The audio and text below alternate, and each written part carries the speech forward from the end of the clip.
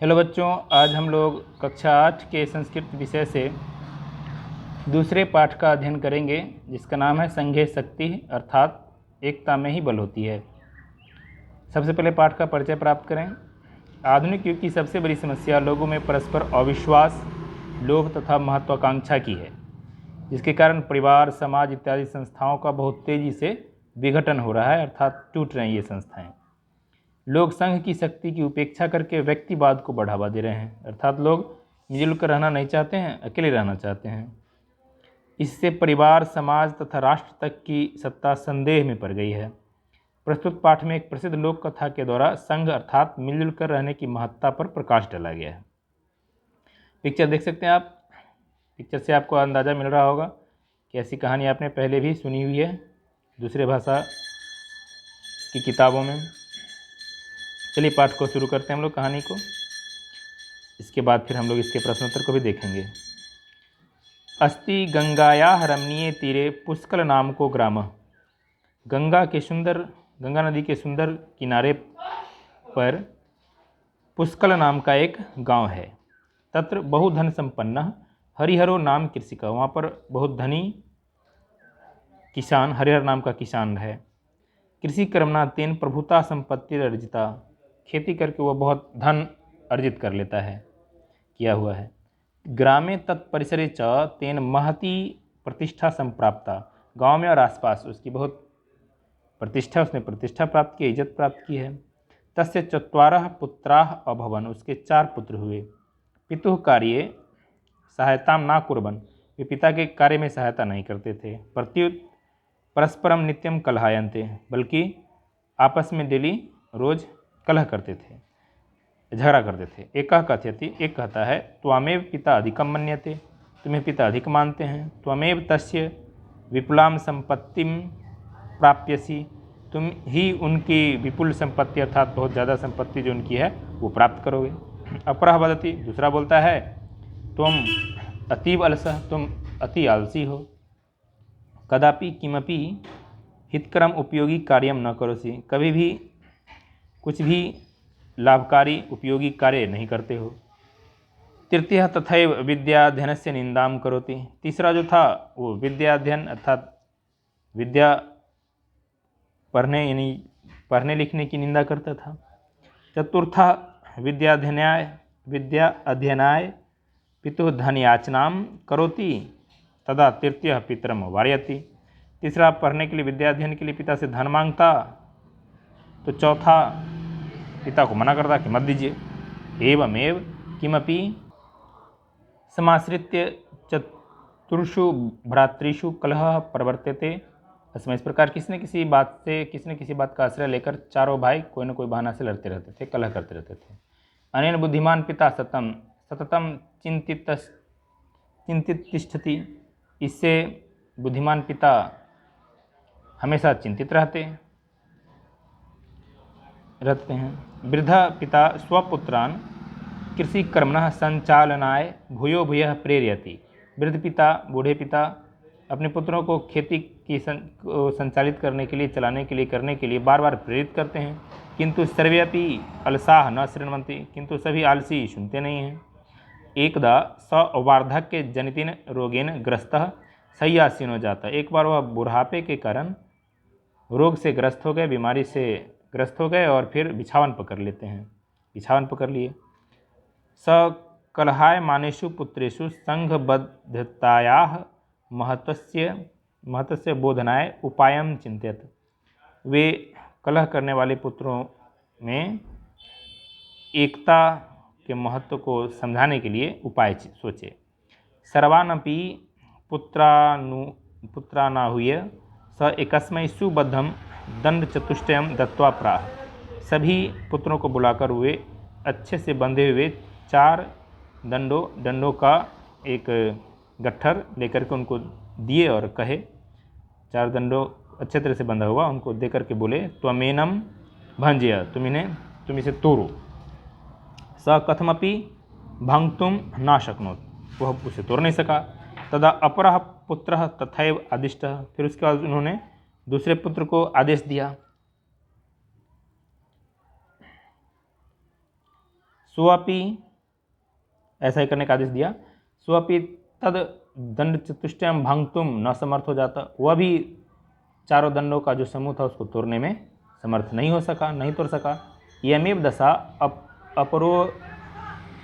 अपरयोरपि पुत्रोर अभवत, यही दशा अन्य पुत्रों की भी हुई। तदा वृद्ध पिता दंड चतुष्टयम निर्बध्य एकैकम दंडम एकैकस्मै पुत्राय दत्तवान। इसके बाद बूढ़े पिता ने चारों दंडों को खोलकर और एक एक डंडा एक एक पुत्र के हाथ में दिया। किंच तम दंडम त्रुटयितुम पुनः आदिष्टवान, उसके बाद उन्होंने उनको आदेश दिया कि अब तोड़ो, फिर से तोड़ने का ऑर्डर दिया, आदेश दिया। सर्वे पुत्राः स्व हस्तस्थम दंडम भंगतुम समर्थाः जाताः, सभी पुत्र अपने अपने हाथ में स्थित डंडे को तोड़ने में समर्थ हो गया, अब तोड़ लिया आसानी से। तदा पिता कथितवान, तब पिता ने कहा, पुत्राः पुत्रों एवमेव बुद्ध्यध्वम, इसी से तुम समझो, ऐसा ही तुम समझो, यदि यम पृथक पृथक तिष्ठथ, यदि तुम लोग अलग अलग रहोगे तदा कश्चित शत्रु युष्मान एकैकान विनाशिष्यति, तो कोई भी शत्रु तुम लोगों को एक एक करके विनाश कर देगा। यदि पुनः यूयम सर्वे मिलित्वा सुबद्धा तिष्ठथ, यदि फिर तुम लोग मिलकर के सुबद्ध रहते हो, मिलजुल कर रहते हो, तदा कोऽपि बाह्य जनः युष्मान विनाशयितुम न समर्थः, तो कोई भी बाहरी व्यक्ति तुम लोगों को विनाश करने में समर्थ नहीं होगा। अयम उपदेशः, यह उपदेश है, संहति श्रेयसी पुंसाम, अर्थात मनुष्य के लिए एकता श्रेष्ठ है, अर्थात मनुष्य की शक्ति एकता में ही निहित है, एकता में निहित है अर्थात उसमें है।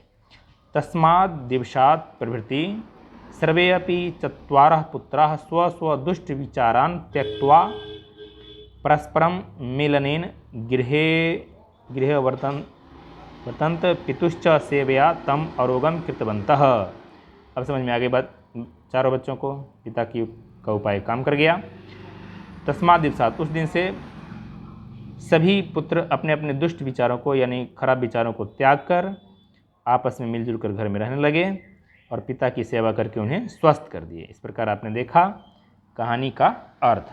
उम्मीद है आपको अच्छा लगा होगा, बहुत कुछ सीखा होगा आपने। अब इसमें आए हुए शब्द के अर्थ को भी आप लोग देख लें और याद कर लें, ये काम आएगा आपको। व्याकरण जो है इसमें संधि विच्छेद, इसको भी आप लोग देख लें। प्रकृति प्रत्यय को अलग करके दिया हुआ, ये भी देख लें। मौखिक प्रश्नों के उत्तर आप लोग दे लेंगे। लिखित प्रश्न में पहला है वाक्य बनाने का, तो आप अपने हिसाब से वाक्य बना सकते हैं पदों का। संधि विच्छेद जो है, संधि विच्छेद आपको पीछे जो आप संधि विच्छेद देखें उसमें आपको मिल जाएगा। जैसे तथैव है तो तथा जोर एव, पीछे देखें ना, उसी में मिल जाएगा, देख सकते हैं आप।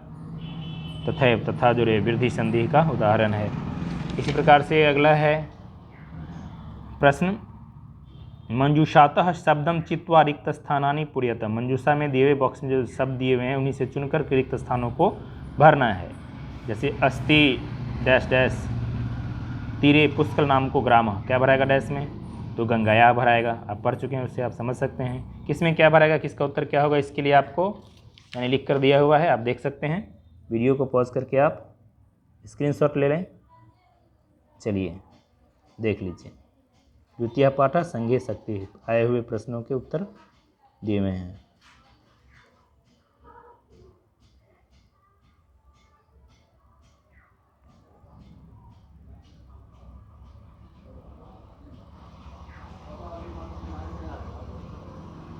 अगला पेज में भी है, वीडियो को पॉज करके अर्थात रोक करके आप स्क्रीनशॉट ले लें।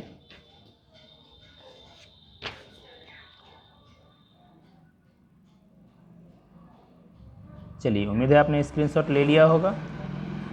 इससे क्या होगा कि सभी प्रश्नों को जब मैं समझाऊंगा तो आपको सहूलियत होगी। इनको आप लिख भी सकते हैं कॉपी में, पहले उत्तर को। कोड है ये दिया हुआ, कोड के आधार पर आपको उत्तर मैं समझाऊंगा। अब देखिए अगला प्रश्न जो है, प्रकृति प्रत्यय विभागम कुरुत, प्रकृति प्रत्यय को अलग करना है। जैसे दत्वा, दत्वा में कौन का है, तो पीछे आप देख सकते हैं, पीछे जो व्याकरण पोर्शन था दत्वा में दा जुक्त्वा।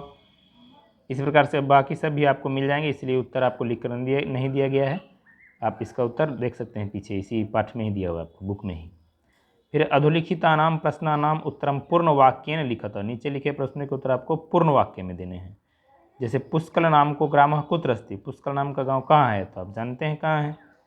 इसका उत्तर लिखने के लिए आपको क्या है कि मैं कोड दे दिया हूँ, आप देख सकते हैं स्क्रीनशॉट जो लिए हैं उसमें कि पुष्कल नाम को ग्राम कुत्र अस्ति, तो पूरा उत्तर मैंने नहीं लिखा है।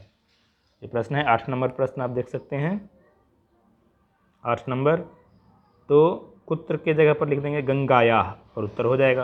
अर्थात लिखेंगे पुष्कल नाम को ग्रामः, लिखेंगे गंगायाः रमणीय तीरे। कुत्र के जगह पर क्या लिख देंगे, गंगायाः रमणीय तीरे, उसका लिख देंगे अस्ति, जैसा है वैसे लिख देंगे और पूर्ण विराम दे देंगे प्रश्नवाचक चिन्ह के स्थान पर। इस प्रकार से इसका उत्तर हो जाएगा कंप्लीट। वैसे ही कि इसका क्या उत्तर होगा आप आसानी से लिख सकते हैं, इन प्रश्नों को आप समझ भी सकते हैं और उत्तर लिख सकते हैं। कृषि कर्मणा, दूसरा प्रश्न है कृषि कर्मणा किन प्रभुता संपत्ति अर्जिता, कृषि कर्म से कौन वो संपत्ति अर्जित कर लिया, तो देख सकते हैं आप उसका उत्तर कि किसने किया था भाई, तो हरिहर ने किया, तो हरिहरन कर देंगे किन के जगह पर, उत्तर हो जाएगा। हरिहर से कति पुत्र आसन, हरिहर के कितने पुत्र थे, आप कति के जगह पर लिख करके उत्तर बना सकते हैं, 4 थे। कि अति अलसाह आसन, कौन अति आलसी थे, तो आप देख सकते हैं हरिहर के ही पुत्र अति आलसी थे, हरिहर से पुत्रा हो जाएगा इसमें और लिख लेंगे, उत्तर कंप्लीट कर लेंगे। सर्वे पुत्रा सेवया कम अरोगम कृतम, तो सभी पुत्रों ने सेवा किसको आरोग किया, तो देख सकते हैं अपने पिता को किया था, तो कम के जगह पर पितुः लिख देंगे। अर्थात उत्तर लिखेंगे सर्वे पुत्रा सेवया पितुः औरोगम कृतवन्तः और प्रश्नवाचक चिन्ह की जगह पर पूर्ण विराम दे देंगे, उत्तर कंप्लीट हो जाएगा। अगला है मिलकर मिलाना है। दत्वा में कौन मिलेगा, दाजुक्त्वा, कौ का छठा से मिलेगा, किसका किसके साथ मिलेगा आपको दिया हुआ है, आप स्क्रीनशॉट लेकर देखेंगे उसमें। अगला है उदाहरण के अनुसार, उदाहरणानुसारम अव्यय पदानि चुनते, उदाहरण के अनुसार अव्यय पदों को चुनना है। अव्यय अर्थात जिसका रूप नहीं बदलता है वैसे शब्दों को, जैसे अद्य मतलब आज, उसका रूप नहीं बदलता है, यानी उसको विभक्ति वचन के अनुसार उनके रूप नहीं बदलते हैं। वैसे त्वम अत्र किम करोसि, उसमें जो अव्यय पद है वह है अत्र, इसका रूप नहीं बदलता है तो इसलिए उसमें अत्र होगा। किसमें क्या होगा आपको लिख के दिया हुआ है, आप देख सकते हैं। अधोलिखिता नाम, अगला प्रश्न, अधोलिखिता नाम निर्देशानुसारम रूपानी लिखत, नीचे जैसे लिखा और निर्देश उसके अनुसार रूप लिखना है। जैसे करके दिखा हुआ है मातृ का रूप लिखना है, मातृ शब्द का रूप द्वितीय एक वचन में लिखना है, तो मातरम। वैसे ही पुत्र का सप्तमी एक वचन में क्या होगा रूप, तो हो जाएगा पुत्रेषु। इस प्रकार से और भी लिख के दिया हुआ है, आप देख सकते हैं। इसके बाद है अधोलिखित वाक्यानि घटना क्रमानुसारम लिखत, नीचे लिखे वाक्यों को घटना क्रम के अनुसार लिखना है, यानी कहानी में जो घटना घटित हुई है उसके आधार पर सिस्टमेटिक करना है। इसमें उलट पुलट इधर उधर करके दिया हुआ है, आपको उसको सीरियली करना है, सिस्टमेटिक करना है कि पहले क्या हुआ बाद में क्या हुआ। जैसे इसमें पहला क्या होगा, तो पहले तत्र हरिहरो नामः कृषिकः वर्तते, ये तो वाक्य नहीं होगा, पहले क्या होगा, पहले होगा गंगायाः तीरे पुष्कल नाम को ग्रामः अस्ति, यही वाक्य है ना, ये वाक्य कहानी में पहले तो यही बात है लिखी हुई, तो इसी को पहले लिखेंगे, इसको किसको पहले किसको बाद में लिखेंगे वो आपको लिख कर दिया हुआ है, आप देख सकते हैं, सजाना है अर्थात। उसके बाद है मंजूषायाः उचित पदानि योजयित्वा वाक्य निर्माणम कुरुता, मंजूषा के उचित पदों को जोड़ करके आपको वाक्य निर्माण करना है, वाक्य बनाना है। जैसे सह गृहम, सह के साथ क्या लगेगा, तो गच्छति लगेगा, तो सह गृहम गच्छति, वह घर जाता है। उसी प्रकार से आपको किसके साथ कौन क्रियापद लगेगा कर्ता के अनुसार उसको चुन करके और आपको वाक्य बनाना है, तो आपको वाक्य भी बना करके दिया हुआ है, आप देख सकते हैं।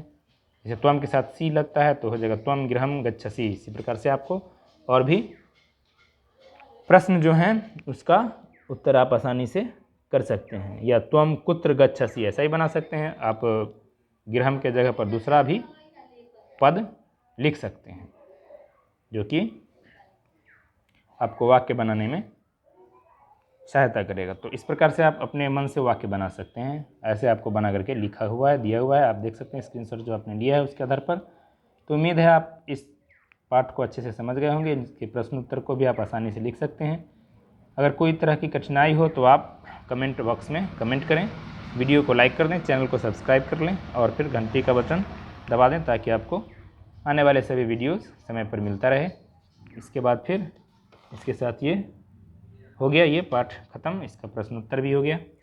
अब आप लोग पढ़ते रहिए और लाभ उठाते रहिए। आज के वीडियो में बस इतना ही, आपसे विदा लेते हैं, फिर मिलेंगे अगले वीडियो में। बहुत बहुत धन्यवाद।